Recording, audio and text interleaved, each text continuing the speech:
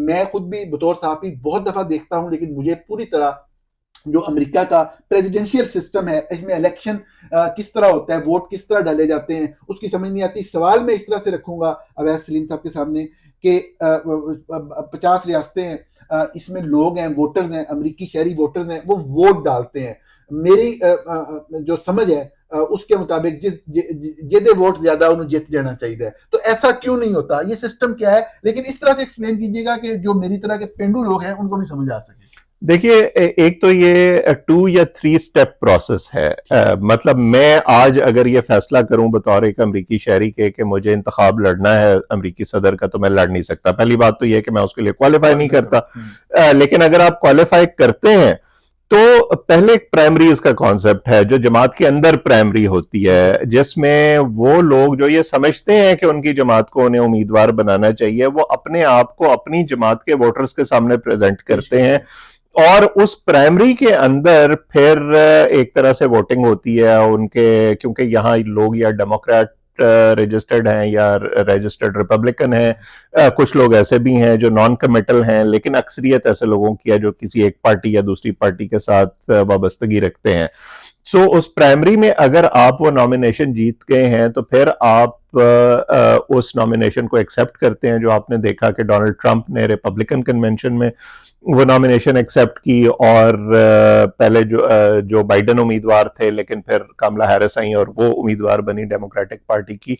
फिर आप national stage पे जाते हैं और वो इंतखाब होता है। ठीक है। उस इंतखाब में लोग, यहां पे जो हम पहले भी बात कर रहे थे कि पॉपुलर वोट और इलेक्टोरल कॉलेज का कॉन्सेप्ट आता है। अब इलेक्टोरल कॉलेज पर बहुत से एतराजात भी हैं। आपने सही कहा कि अमूमन अगर लोग डायरेक्टली वोट कर रहे हैं तो उस उम्मीदवार को जीत जाना चाहिए, लेकिन यहां पर फर्ज कीजिए कि वर्जीनिया है या टेक्सास है या कैलिफोर्निया है, उसके अंदर 1 करोड़ वोट है। उन 1 करोड़ लोगों ने जब वोट कर दिया है तो अब कैलिफोर्निया का जो इलेक्टोरल कॉलेज है वो अमेरिका में सबसे बड़ा है, सबसे ज्यादा उसके 45 इलेक्टोरल कॉलेज के वोट्स हैं। ठीक है। मिशिगन के शायद 15 हैं या 16 हैं, इस तरह से मुख्तलिफ रियासतों में मुख्तलिफ नंबर है। नहीं, अभी आपने एक्सप्लेन करना है कि इलेक्टोरल कॉलेज का वोट होता क्या? मैं यही बात कर रहा हूं कि इलेक्टोरल कॉलेज का मतलब ये है कि उस रियासत में उन लोगों ने जो वोट दिया है वो उस वोट का वजन किस उम्मीदवार की तरफ जाएगा, यह फैसला इलेक्टोरल कॉलेज करता है। यह उस पॉपुलर वोट की बुनियाद पर फैसला नहीं होता। अच्छा। और इलेक्टोरल कॉलेज जिसको कहा जाता है, यह बुनियादी तौर पर वो नुमाइंदे होते हैं जो जिनको इलेक्टोरल कॉलेज कहा जाता है, जो दोनों बड़ी सियासी पार्टियां हर 4 साल बाद नॉमिनेट करती हैं। एक तो ये बता देना अवैस के, जिस तरह आपने कहा कैलिफोर्निया के फर्ज करें 45 इलेक्टोरल कॉलेज के वोट हैं, और आपने कहा कि दूसरी स्टेट का नाम लिया मिशिगन के, जी, मिशिगन के 15 या 16 है। उनके 45 और उनके 15 क्यों हैं? उसका एक तो आबादी जाहिर है कैलिफोर्निया की ज्यादा है। कैलिफोर्निया एक बहुत बड़ी रियासत है। इसी तरह टेक्सास के ज्यादा हैं। जो छोटी रियासतें हैं उनके इलेक्टोरल कॉलेज के वोट्स कम हैं। वो बुनियादी तौर पर आबादी है। तो फिर वही तो मेरा सवाल है ना कि आबादी अगर है, आबादी की बुनियाद पे करना है तो फिर तो बस वोट होने दें, टोटल वोट हो जाए। नहीं, ये बात ठीक है। इस पर बहुत से एतराजात भी हैं कि ऐसा नहीं होना चाहिए, लेकिन अब क्योंकि ये बहस उस वक्त भी हुई थी जब ये बिल ऑफ राइट्स लिखा गया था आजादी के बाद, और ये अमेंडमेंट्स हुई थी अमेरिकी आइन के अंदर इब्तिदा में कि कौन सा सिस्टम होना चाहिए और क्या पॉपुलर वोट के जरिए इंतखाब होना चाहिए या पार्लियामान के लोग, पॉपुलर वोट से जो लोग डायरेक्ट वोट करें, या पार्लियामेंट्री स्टाइल में होना चाहिए जैसे पाकिस्तान में होता है। ठीक है। सो उस वक्त ये एक तरह से कंसेंसस फैसला था कि उन दोनों के दरमियान का कोई एक सिस्टम ऐसे होना चाहिए जिसमें पॉपुलर वोट भी होता है, और उसके बाद फिर हर रियासत की सतह पे वो इलेक्टोरल वोट का फैसला होता है कि किसके कितने इलेक्टोरल कॉलेज जो है वो फैसला करता है कि इलेक्टोरल कॉलेज कोई अदारा है? इदारा नहीं है, ये नुमाइंदे हैं सियासी जमातों के। अच्छा। दोनों बड़ी सियासी जमातें रिपब्लिकन्स और डेमोक्रेट्स हर 4 साल के बाद जैसे वो अपने उम्मीदवार का फैसला करती हैं, इसी अच्छा। तरह वो रियासती सतह पर अपने नुमाइंदे भी ठीक नॉमिनेट है, करती हैं ठीक है, कि इलेक्टोरल कॉलेज में हमारी नुमाइंदगी ये ये लोग करेंगे, करेंगे। उनको भी वोट पड़ते हैं फिर? वो लोग जो ये बड़ा पेचीदा सिस्टम है। हम्म, इलेक्टोरल कॉलेज के लिए जब वोट पड़ रहे होते हैं हम्म, तो वो लोग एक तरह से अपने आप को भी वोट कर रहे होते हैं। ठीक है, ठीक है। लेकिन जब इलेक्टोरल कॉलेज मुंतखब हो जाता है और पॉपुलर वोट डाल रहा होता है तो इलेक्टोरल कॉलेज के लोग उसमें वोट नहीं करते। ठीक है, ठीक है।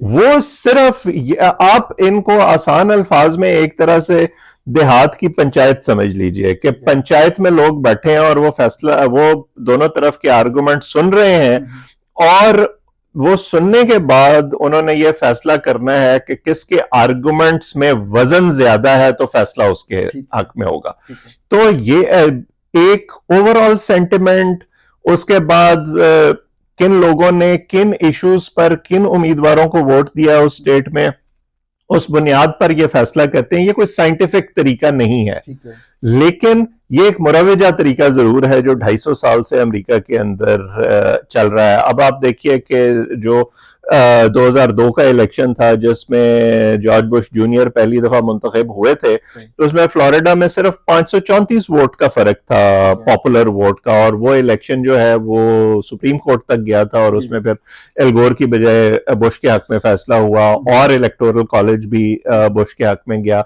सो इसकी कोई तौजीह में पेश नहीं कर सकता कि ऐसा क्यों है। ये एतराज जो आप उठा रहे हैं ये एतराज वैलिड है। ये अमरीकी मीडिया के अंदर भी और अमरीकी जो माहिरीन सियासत है उनकी तरफ से भी उठाया जाता है कि सिस्टम फूल प्रूफ नहीं है, लेकिन अभी तक तो ऐसे ही चल रहा है। फर्ज करें कि टोटल एक वोट जो है वो एक उम्मीदवार जो है वो 2 करोड़ वोट लेता है और एक दूसरा 1.5 करोड़ वोट लेता है, तो 1.5 करोड़ वाला भी प्रेसिडेंट बन सकता है? प्रेसिडेंट बन सकता है अगर इलेक्टोरल कॉलेज जो है 538 वोट हैं टोटल पूरे अमेरिका में इलेक्टोरल कॉलेज के, और आपको सदर मुंतखब होने के लिए उसमें से 270 वोट चाहिए होते हैं।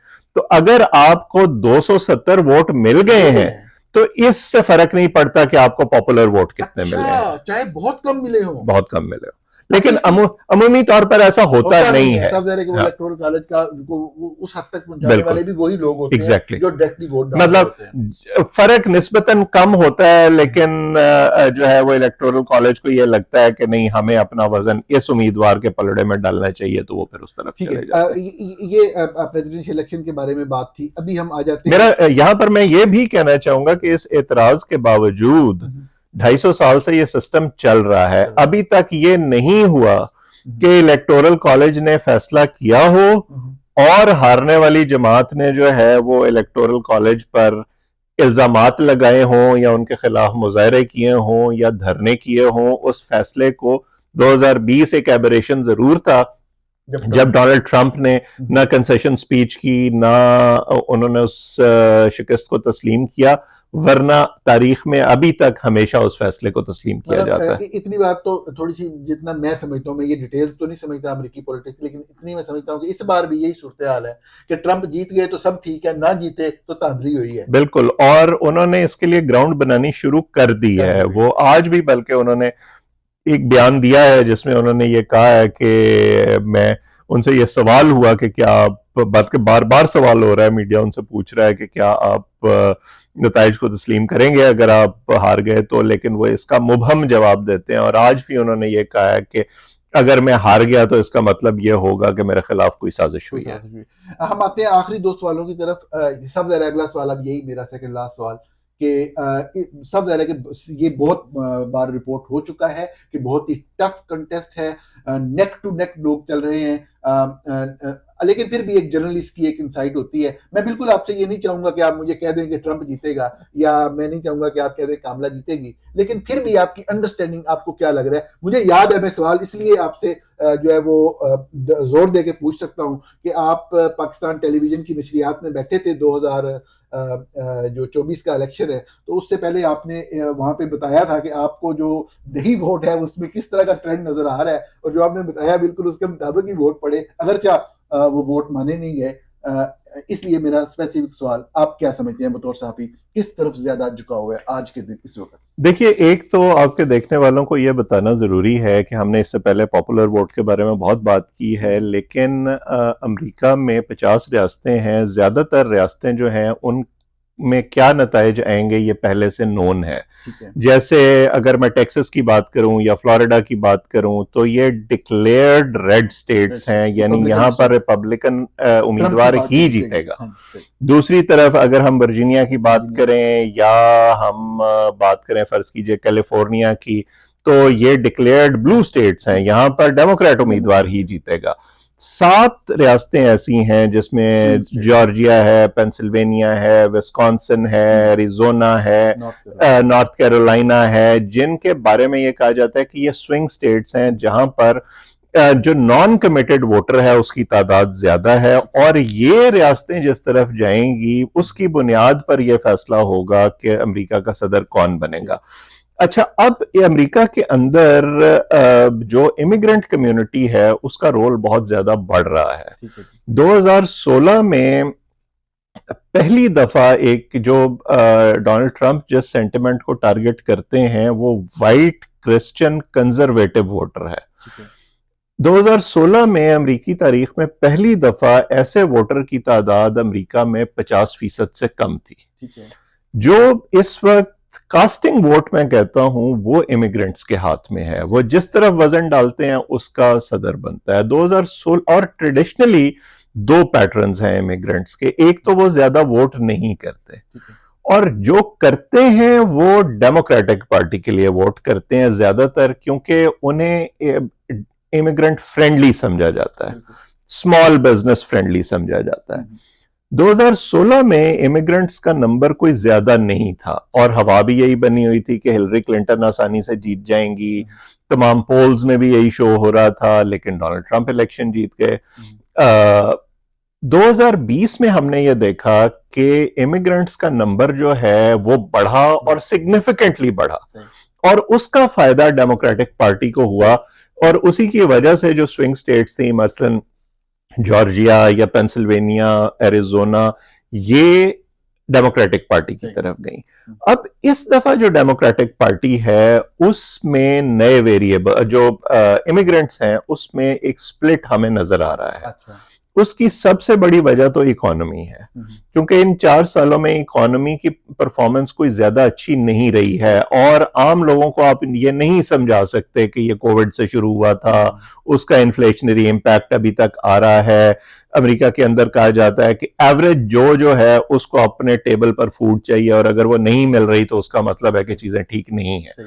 तो एक तो लोग उसकी वजह से इस हुकूमत से नाराज हैं और फॉरेन पॉलिसी में ये जो 2 जंगें हैं, एक यूक्रेन की जंग और गजा की जंग, उसका भी एक बड़ा गहरा ताल्लुक है इकोनॉमी से। उन जंगों में जो खर्च अमेरिका कर रहा है उसका प्रेशर अमेरिकी इकोनॉमी पर आ रहा है।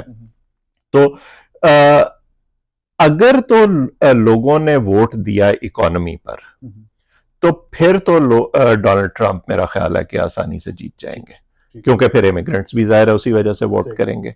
लेकिन अगर इमिग्रेंट्स का वही पैटर्न रहा जो ट्रेडिशनली रहता है, जो मैं समझता हूं कि बड़ा मुश्किल होगा इमिग्रेंट कम्युनिटी के लिए, जो 4 साल की उन्होंने प्रेसिडेंसी डोनाल्ड ट्रंप की पहले देखी है, और इसको आप उस नजर से ना देखें जैसे अमेरिका से बाहर देखा जाता है। पाकिस्तान के अंदर डोनाल्ड ट्रंप के बारे में खास तरह का तासुर है, अमेरिका के अंदर उन 4 सालों में इमिग्रेंट कम्युनिटीज, और उसमें सिर्फ मुसलमान शामिल नहीं है, उसमें स्पेनिश कम्युनिटी शामिल है, उसमें अफ्रीकन अमेरिकन कम्युनिटी शामिल है, एक खौफ व हिरास की फजा थी। क्या वो कम्युनिटीज, वो माइनॉरिटी ग्रुप्स ये फैसला कर लेंगे कि हमने सिर्फ इकोनॉमी की वजह से वापस डोनाल्ड ट्रंप को 4 साल के लिए कबूल करना है? मेरा ख्याल है कि ये फैसला इतना आसान नहीं होगा। बल्कि मैं तो ऐसे लोगों से भी मिल रहा हूं इमिग्रेंट कम्युनिटी के, जो कहते हैं कि हमें दोनों उम्मीदवार कबूल नहीं है, हम जिल स्टाइन को वोट करेंगे जो ग्रीन पार्टी की उम्मीदवार है। और अगर ऐसा कोई स्प्लिट आता है तो जिल स्टाइन खुद तो नहीं जीत सकेंगी, लेकिन वो स्पॉइलर का किरदार जरूर अदा कर देंगी और उसका फायदा डोनाल्ड ट्रंप को होगा। 2016 में भी ये हुआ था कि पेंसिल्वेनिया में जो वोट जिल स्टाइन को पड़े थे वो उस वक्त भी उम्मीदवार थी, तो ये कहा जाता है कि उसकी वजह से हिलरी क्लिंटन वो रियासत हार गई थी और डोनाल्ड ट्रंप प्रेसिडेंसी जीत गए थे। दूसरी तरफ अगर आप देखें कामला हैरिस को, मेरा ख्याल है ये क्रेडिट उनको जरूर देना चाहिए कि ये रेस जो वन वे लग रही थी जब तक जो बाइडन इसमें थे, इसको उन्होंने एक नेक एंड नेक मुकाबला बना दिया है। पोल्स में इस वक्त it is too close to call, और उसकी दो बड़ी वजूहात हैं। एक तो ये कि जो एक गैर यकीनी की सूरत हाल थी डेमोक्रेटिक वोटर के अंदर, वो खत्म हो गई उनके आने से, क्योंकि वो लोग जो बाइडन की सेहत को सामने रख के उन पर एतबार करने को तैयार नहीं थे। एक तो वो खत्म हो गई। फिर खवातीन के अंदर खासतौर पे एक बड़ा जोश है कि हम हिलरी क्लिंटन को खातून सदर नहीं बनवा सके थे, तो हमने इस दफा जो है वो अपना वो मिशन पूरा करना है और वो करके दिखाना है।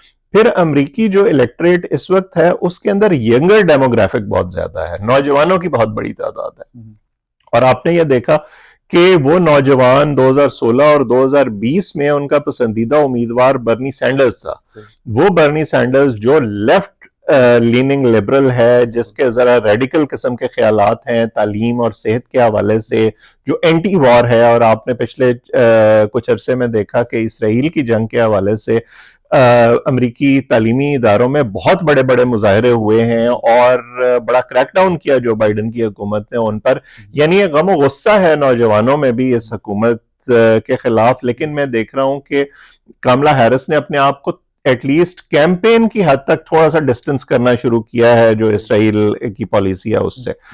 तो वो जो लेफ्ट लीनिंग लिबरल्स हैं, जिसमें राशिदा तलेब हैं या एओसी हैं, जो कांग्रेस के मुसलमान मेंबर्स हैं, वो भी कामला हैरिस के पीछे चले गए हैं, तो जाहिर है उस सपोर्ट का उन्हें फायदा होगा। उसकी वजह से ये रेस बड़ी क्लोज हो गई है। तो मैं ये कहना तो मुश्किल होगा कि जीतेगा कौन, लेकिन मैं ये जरूर कहूंगा कि कामला हैरिस सरप्राइज करने की पोजीशन में जरूर है। बिल्कुल सही, बहुत अहम बात आपने की। एक मुझे आखिरी सवाल पे पाकिस्तान के हवाले से पूछने से पहले एक छोटी सी बात पूछनी है कि जब मैं 2020 में मैं मिजूरी में था, मिजूरी यूनिवर्सिटी में, तो उस वक्त ये इलेक्शन वाला मामला चल रहा था। तो इलेक्शन में ट्रंप जो है वो नहीं तस्लीम कर रहे थे और धमकियां दे रहे थे, और उनकी धमकियों के मुताबिक कुछ लोग निकले भी सही और तोड़ फाड़ भी हुई। तो मुझे जो मेरे प्रोफेसर थे वहाँ पे जर्नलिज्म के, उन्होंने कहा कि ये मतलब है कि चाहे मतलब अनयूजुअल सीन्स हैं, लेकिन but this is United states of America, law will prevail, और जो है ये सब लोग उनके खिलाफ कार्रवाई होगी, और ट्रंप जो मर्जी बातें कर ले, जो इलेक्शन कमीशन इजलास जो ऐलान करेगा उसके मुताबिक फलां तारीख को फलां बंदा जो है वो आके हलफ उठा लेगा। तो इस बार भी एक बात ये चल रही है कि ट्रंप अगर हारते हैं तो कोई क्योस क्रिएट हो जाएगा। क्योस का लफ्ज इस्तेमाल हो रहा है बाद जगहों पे कि वो लोग जो है निकलेंगे और तोड़ फाड़ करेंगे। तो इस तरह से देख रहे हैं, कोई इसमें दम है इस बात में, या बस एक आध दिन कुछ थोड़ा बहुत होगा और फिर बस 9 मई के बाद मामला खत्म? देखिए, ये खतरा तो बहरहाल मौजूद है, सही। लेकिन मैं आपको बल्कि एक अपना आंखों देखा वाकया सुना देता हूँ। 2020 के इलेक्शन के बाद मैं टेक्सास में ही एक म्यूजियम में गया। चंद रोज थे अभी जो बाइडन ने की हलफ बर्दारी को, मेरा ख्याल है चंद ही दिन हुए थे। तो मेरे आगे आगे दो मिलिट्री वेटरन्स जो हैं वो जा रहे थे और वो आपस में गुफ्तगू कर रहे थे, और उन्होंने वो एक मखसूस जैकेट्स पहनी होती हैं तो उनकी पहचान हो जाती है। एक ने दूसरे से कहा कि मेरा तो ये ख्याल था कि हलफ बर्दारी से पहले पहले जो है वो हमारी इससे जान छूट जाएगी, लेकिन अब क्योंकि हलफ बर्दारी हो गई है तो मुझे ये लगता है कि हमें ये फेक प्रेसिडेंसी जो है वो 4 साल तक बर्दाश्त करनी पड़ेगी। अमेरिकी सिस्टम में और जिस जमहूरियत की हमने बात की है अमेरिका के अंदर, उसके अंदर लचक बहुत ज्यादा है, उसके अंदर चेक्स एंड बैलेंसेस बहुत ज्यादा हैं। जिन लोगों ने 6 जनवरी 2020 को बाहर निकलकर कैपिटल हिल पर वो सारा एक्शन किया, उसमें से भी वो एक मुनज़्ज़म ग्रुप नहीं था, वो जज्बाती लोगों का एक ग्रोह था। और लॉ प्रिवेल किया, तकरीबन 1000 से ज्यादा लोगों को उस हवाले से फिर सजाएं मिली। हाँ, ये नहीं हुआ जो हमारे यहाँ होता है कि उसको बुनियाद बनाकर जो है वो उन लोगों के पूरे पूरे खानदान को उठा लिया गया या पूरी जमात को जो है वो तबाह बर्बाद करने की कोशिशें हुई, वो नहीं होता यहाँ पे। इस दफा और उस वक्त जो कानून नाफिज करने वाले इदारे थे, दे वर इन अ वे कॉट ऑफ गार्ड। वो ये उम्मीद नहीं कर रहे थे कि चीजें इस हद तक चली जाएंगी, बल्कि अगर आप देखें तो जो वाइस प्रेसिडेंट थे डोनाल्ड ट्रंप के, माइकल पेंस, उस वक्त उन्होंने अपने आप को डिस्टेंस किया उससे, और जो रिपब्लिकन पार्टी थी उन्होंने फोर्स करके डोनाल्ड ट्रंप से एक बयान दिलवाया उसके बाद, जिसमें लोगों को ये कहा गया कि वो वापस जाएं। इस दफा खतरा जरूर मौजूद है, लेकिन साथ ही साथ रिपोर्ट्स जो हमें सुनने को मिल रही हैं वो ये हैं कि लॉ एनफोर्समेंट भी उतनी ही तैयार है कि इस तरह का कोई वाकया ना होने पाए।